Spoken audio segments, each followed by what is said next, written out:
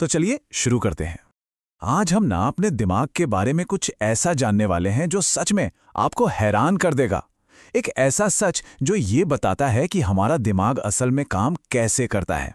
कभी सोचा है कि जिस दिमाग को हम अपना सबसे भरोसेमंद साथी मानते हैं, क्या हो अगर उस पर पूरी तरह से भरोसा किया ही नहीं जा सकता? हाँ, यही है वो चौंकाने वाली बात कि हमारा दिमाग हर रोज हमसे झूठ बोलता है। और आज हम यही पता लगाने वाले हैं कि आखिर वो ऐसा करता क्यों है और इसका हमारे लिए क्या मतलब है। तो इस झूठ की जड़ें ना हमारे दिमाग की बनावट में ही छिपी हैं, और इसे समझने के लिए हमें सर्वाइवल ब्रेन के आइडिया को समझना पड़ेगा। पता है, वो जो एक डर सा लगता है, एक घबराहट सी होती है कुछ भी नया शुरू करने से पहले। मान लीजिए कोई नया बिजनेस हो या कोई नई आदत, तो वो जो फीलिंग है ना, वो किसी असली खतरे की वजह से नहीं होती।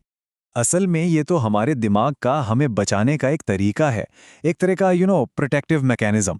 वो हमें किसी भी बदलाव या अनजान रास्ते पर जाने से रोकता है, क्योंकि दिमाग के लिए हर अनजान चीज एक खतरा हो सकती है। और ये बात बहुत दिलचस्प है। हमारे दिमाग का पहला काम हमें कामयाब बनाना है ही नहीं। उसका सिर्फ एक ही मकसद है, हमारा बचाव करना, किसी भी हाल में। मतलब उसकी जो प्रोग्रामिंग है ना, वो लाखों सालों में सिर्फ एक ही चीज के लिए हुई है, सर्वाइवल।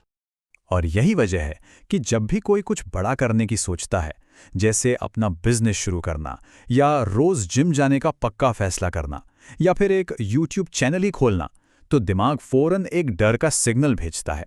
क्यों? क्योंकि ये सब उसके कंफर्ट जोन के बाहर हैं।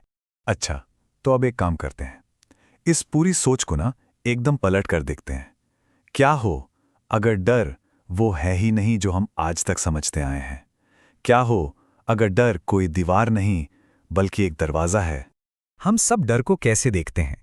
ज्यादातर एक वार्निंग साइन की तरह है ना, एक रेड लाइट जो कहती है कि भाई आगे खतरा है, यहीं रुक जाओ, वापस चले जाओ।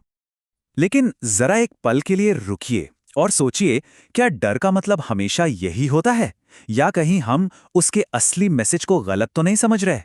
तो फिर इसका असली मतलब क्या है? देखिए, बात यह है कि डर असल में एक ग्रोथ सिग्नल है। ये इस बात का पक्का सबूत है कि कोई इंसान अपने कंफर्ट जोन से बाहर कदम रख रहा है। ये एक कंपास जैसा है जो ग्रोथ की सही दिशा की तरफ इशारा कर रहा है।